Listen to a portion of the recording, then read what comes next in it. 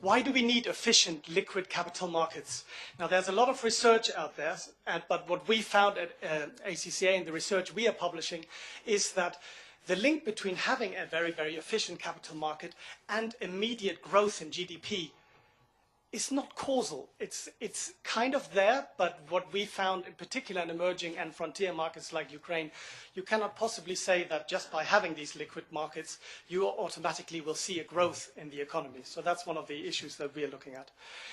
One of the things that we found when we looked at Ukraine and the surrounding markets, Eastern European markets, is that what capital markets do, which we think is a very positive thing, is it encourages regionalization to build strong national identities, but also regional identities, which form kind of like a trade bloc of capital markets, which will have as a bloc much more influence and power than if all the emerging or frontier markets were doing it by themselves. So we thought that's a very, very interesting and very valuable information.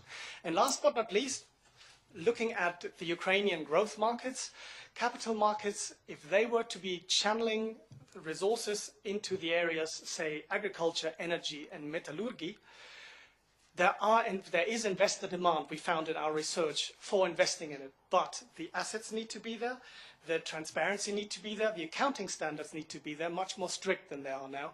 And we are very confident that pension funds, sovereign wealth funds, and others will be more than willing to invest in Ukraine if these building blocks are being put in place.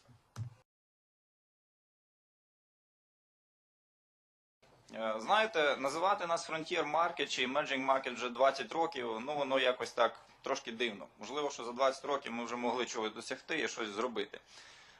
Менше з тим, на мою думку, нам треба з вами глибоко розібратися, перш за все, як бухгалтерам, як акаунтантам, тобто ті, хто ці стандарти на наш ринок приносять. Нам треба розібратися, можливо, чому воно щось якось так не йде. Тому я вирішив задати сам собі питання саме такого роду. Взагалі, financial disclosure для нашого ринку, для нашого capital market, не просто фінансового ринку, а саме capital market, наскільки воно потрібно.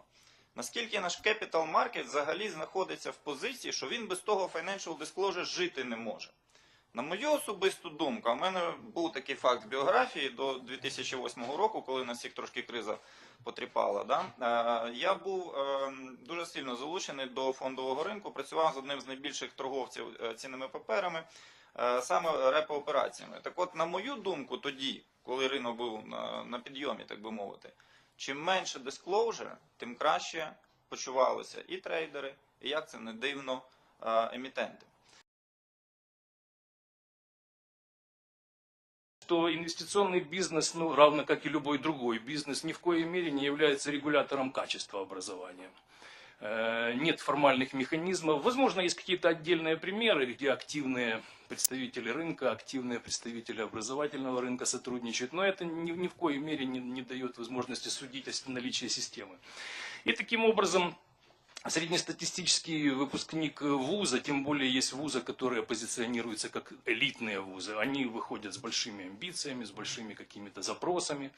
Я думаю, те, кто занимался рекрутингом в своей компании людей, с этим сталкивались не раз. Хотя при этом практический опыт у них достаточно скромный. Итак, базовый уровень специалиста инвестиционного бизнеса должен определяться международными требованиями. То есть это требования, которые формируют профессиональные организации, и часто их квалификация, она является именно тем мерилом необходимых знаний, навыков, которые должны на этом рынке существовать. Що ми можемо зробити, щоб фінансові ринки більше допомагали економічному зростанню? Тут якби достатньо прості речі. З одного боку, зрозуміло, що якщо політика така, що ставки на ринку міжбанківському, скажімо, там 50%, то фінансовий ринок навряд чи мало що може зробити для української компанії, залучити ресурси, хіба що за кордоном. Ну, але ті компанії, які мають доступ до глобальних фінансових ринків, зрозуміло, що розвинуту українського ринку, звичайно, це був би непоганий бонус, але вони від нього не залежать. З іншого боку, для середніх компаній український ринок якраз може дати той стрибок вперед, який дає можливість нам бачити якусь модернізовану економіку порівняно з тою, що ми маємо зараз. Да, у нас есть высокая волатильность на рынках, раз. С этой высокой волатильностью мы обязаны мириться. С ней можно и нужно работать. Вот. И, допустим, та же практика и в Украине, давайте вспомним на ситуацию в банковской сфере. Да. Значит, когда до кризиса к нам массово зашли банки с иностранным капиталом, вот сейчас после кризиса значительная часть их ушла. Почему? Их привлекал наш развивающийся украинский рынок, потому что он давал высокую доходность. Но при высокой доходности были высокие риски. Привыкнув работать на стабильных рынках, эти компании не сумели справиться с этими высокими рисками. В то же время мы видим, сейчас идет экспансия массовая российских банков.